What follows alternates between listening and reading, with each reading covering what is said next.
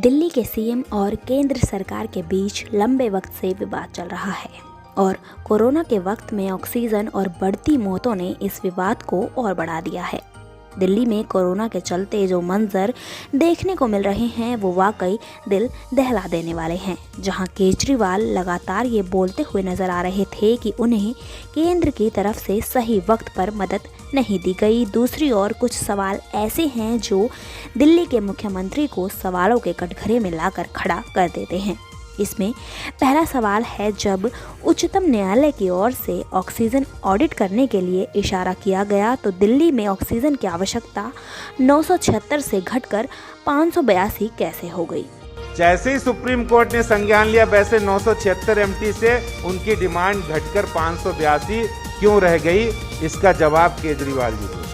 सवालों में एक सवाल ये भी केजरीवाल से किया जा रहा है, जब आईनॉक्स दिल्ली के 45 अस्पतालों में ऑक्सीजन की सप्लाई कर रहा था तो दिल्ली के सीएम ने ये आदेश क्यों दिया कि केवल 17 अस्पतालों में ही ऑक्सीजन की सप्लाई की जाए। दिल्ली सरकार की तरफ से एक पत्र जाता है कि आप 45 नहीं सिर्फ 17 अस्पतालों को ऑक्सीजन सप्लाई करेंगे।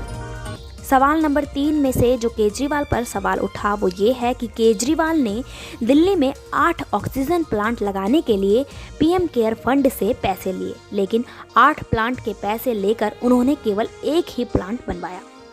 दिल्ली के मुख्यमंत्री अरविंद केजरीवाल से पूछना चाहते हैं कि जब केंद्र सरकार ने अप्रैल के महीने में ये फैसला लिया, गाइडलाइंस जारी कर दी गई, तो आपकी सरकार ये 8 ऑक्सीजन प्लांट लगाने में क्यों विफल रही, इसका जवाब उनको दिल्ली के लोगों को देना पड़ेगा।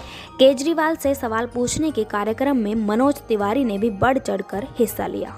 बता दें, दिल्ली में लगातार कोरोना के कारण बढ़ती मृत्यु दर को देखते हुए केजरीवाल ने ये घोषणा की थी कि वो दिल्ली में 44 ऑक्सीजन प्लांट लगाएंगे, लेकिन अब तक उन्होंने ऐसा नहीं किया है। जहां दिल्ली के सीएम ये बोलते हुए नजर आते हैं कि उन्हें सही वक्त पर केंद्र की ओर से मदद नहीं दी गई, दूसरी ओर जो केंद्र लगातार केजरीवाल से सवाल कर रहे हैं वो भी जायज़ नजर आ रहे हैं। पूरे देश में सिर्फ दिल्ली में ही प्रति व्यक्ति ऑक्सीजन खपत पर कैपिटा ऑक्सीजन सबसे ज्यादा दिल्ली में ही क्यों थी। ऐसे में देखने वाली बात ये होगी क्या केजरीवाल इन सवालों के जवाब दिल्ली की जनता को दे पाएंगे।